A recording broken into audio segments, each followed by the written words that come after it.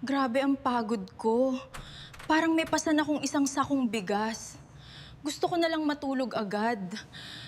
Oo, ba't may pasyente dito? Hospital pa ba to or bahay ko na? Buti at dumating ka na, Selena.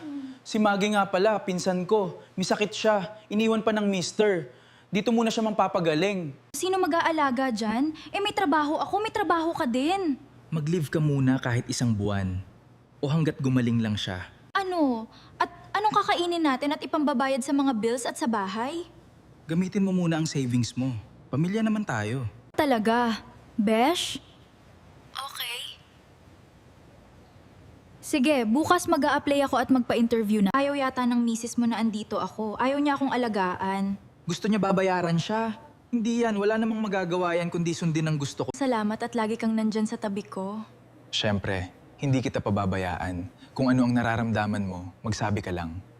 Mamaya, huwag mong kalimutan palitan ng diaper ni Maggie, ha?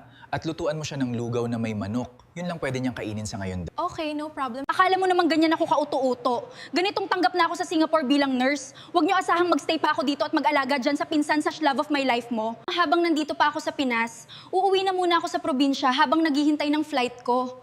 Doon na muna ako kila mama at papa. Nasaan ka? Selena, bakit mo iniwan si Maggie mag-isa? Nagkalat tulo siya sa diaper niya.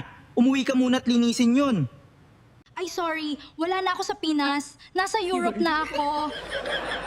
Bye, darling. See you in the next life. Nasaan ka at pupuntahan kita?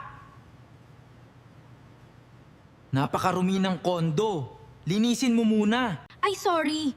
Nag-resign na ako sa hospital. Di mo na ako makikita doon. Pinakancel ko na din ang kontrata ng kondo. Anytime paalisin kayo dyan.